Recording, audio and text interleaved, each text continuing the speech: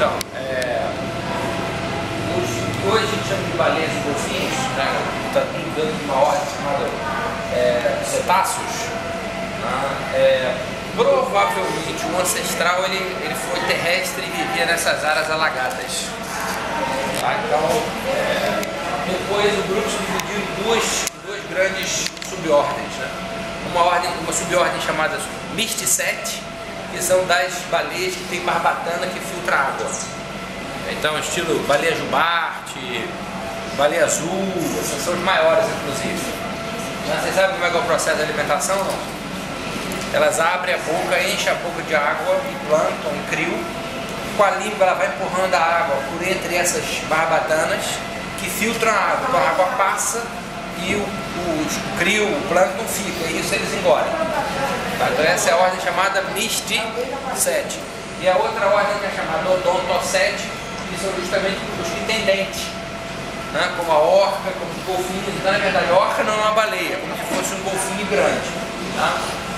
Então, no caso dos golfinhos, eu não posso falar de todos, mas muitos deles, você tem formação de grandes grupos, né, com centenas até milhares de indivíduos, e que no momento da época de reprodução eles copulam de forma indiscriminada, ou seja, não tem formação de casal.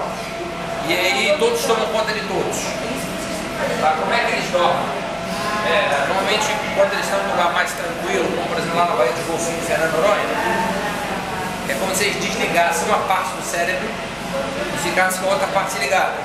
E aí ele vai afundando e dormindo. Aí quando ele chega no fundo, ele fica lá um tempinho e tal, quando dá falta d'ar, ele sobe na superfície, respira e vai cochilando enquanto afunda. E de tempos em tempos ele reveza, ele apaga uma parte do cérebro e liga a outra. Tá?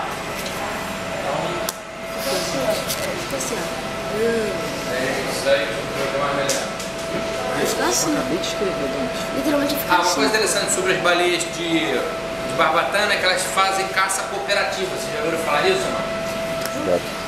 Fazem, ou seja, tem um cardume de peixe, elas vão fazendo várias colunas de bolha para concentrar os peixes no meio. Os peixes ficam das bolhas ficam no meio. Aí uma delas dá um sinal e todas sobem com a boca aberta assim, ó, e pegam as sardinhas ou os peixinhos pequenos que estão na superfície. Então é coordenado o negócio, não é bagunçado não. Esse que parece comer tudo. O quê? Plâncton, aquele camarãozinho chamado crio. Já ouviu falar de crio?